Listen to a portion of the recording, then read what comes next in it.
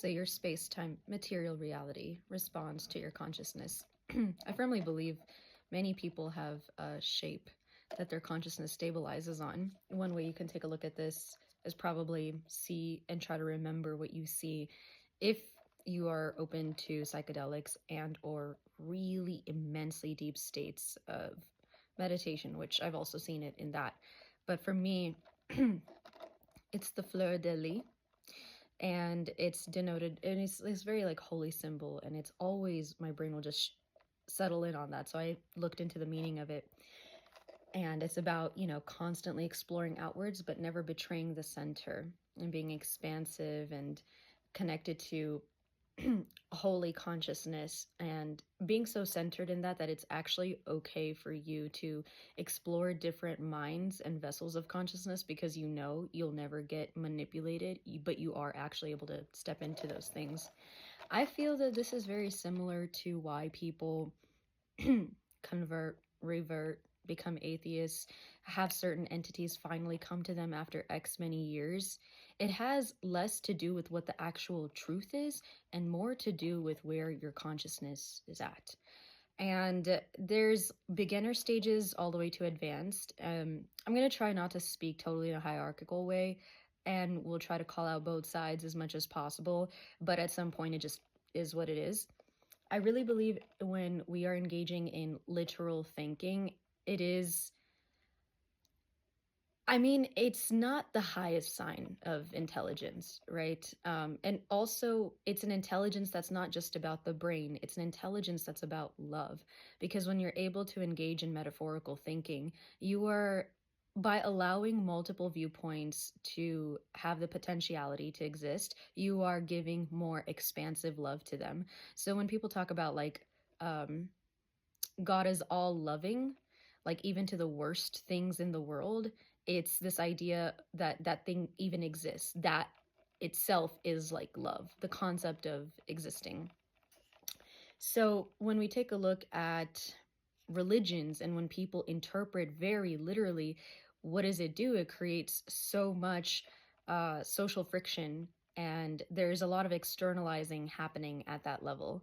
And it actually kind of makes sense, because when you look at politics and you go deeper into ideology, at some level you reach this top of like, how do we want to govern? And that's kind of based on what morals and values do we want to imbue within society. And that is probably going to pull from something that has very literal instructions that, no one can leave up to interpretation.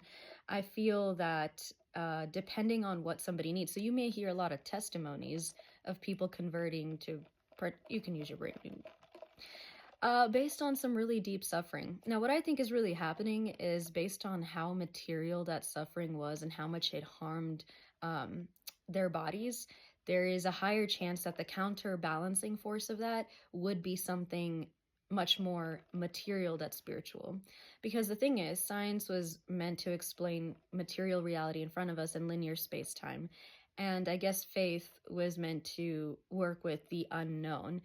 And the thing is, the unknown, like when it becomes known, you see it more as like a science. But the problem is when we take something like faith and turn it into rigid dogma. And over time, you may find someone coming from a more sovereign consciousness. And it's not like it takes time to get there. And it's a lot of work. It's a genuine meritocracy.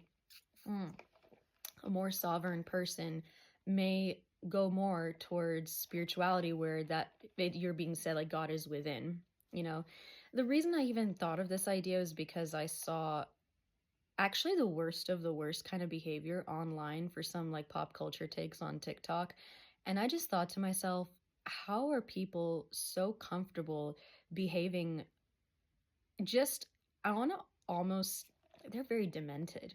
Just how horrible they can be, turning against their own people. And I thought, my first initial thought is like from the old world, right? My instincts are always like from the Matrix. It's like, oh wow, like they talk like they're not worried about their jobs. I don't even have a job. I am the job, I have independent research going, and I'm an entrepreneur. So and I'm like, no, Shivani, it's actually a really good thing, because we're in maybe a gig economy, outrage economy. We got a whole lot of different economies happening at once.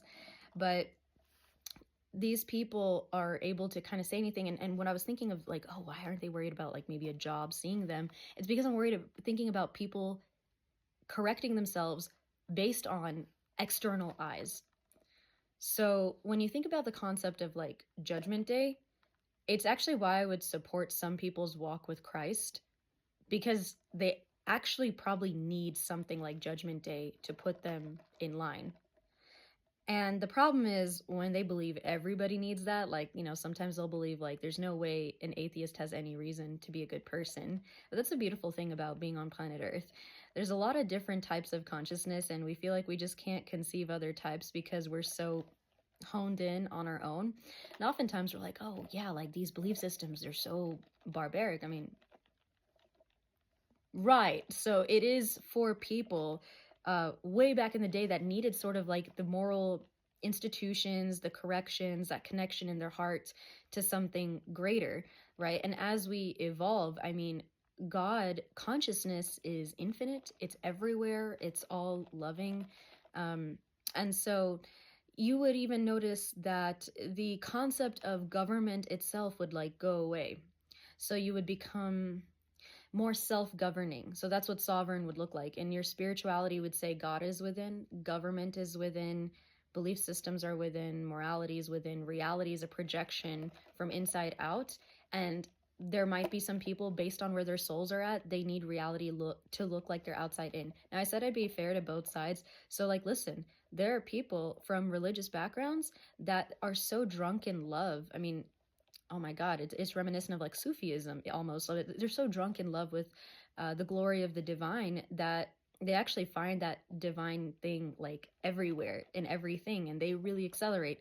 And in the same breath, I can also say that there are spiritual people that have rigid dogma. They can engage in like spiritual abuse. They may be the types of people that left religion, but they just wanted the freedom to do whatever they want under the name of being more, holier than thou. One inside thought that I'll say out loud is like sometimes I'll see some beautiful religious posts, mainly Christian, where they'll talk about like seeing Jesus everywhere in like the ocean and the sky and the stars. And for me, I'm like, well, I am happy for them, but at the same time, well, I just feel like, man, if I kept seeing the same image everywhere, I really wouldn't be able to enjoy the essence of that thing. Not not that I wouldn't be able to enjoy it, but it would just feel like this repetitive nature, like if I was always seeing one entity in everything. But I have to remember that is their form of remembrance of the divine being everywhere. So to them, it's important and it actually helps. And for someone more on a sovereign path, they may not even need to think of any deity, any place. They will naturally see that thing as God itself. And in my previous video, I talked about the Purna mantra, like the infinite is always like it's infinite from the beginning and it subdivides itself and is infinite from within.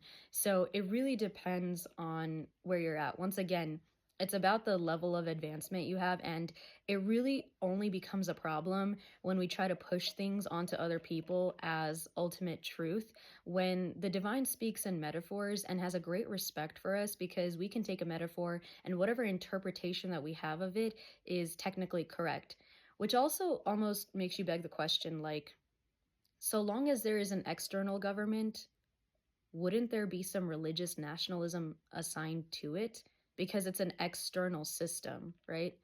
And I don't know, I feel like maybe external systems are a bit intertwined. But anyway, this is meant to have like respect for all different backgrounds because everyone is capable of giving us love and showing us the glory of the divine and connecting to the deep energies within, right? Like in a literal sense, some people might actually need Judgment Day on the external, but sovereign beings might view themselves as the audience, for example, and not want to do anything disrespectful that they feel like they would judge in their own eyes. Or from the religious standpoint, you might feel like there is a sin in a man and a man being married together because they're going to go to hell. A sovereign person may look at this as, if I have 100% divine masculine energy in me and nothing else, then yeah, I do have the experience of hell within my state of consciousness because I'm feeling unbalanced.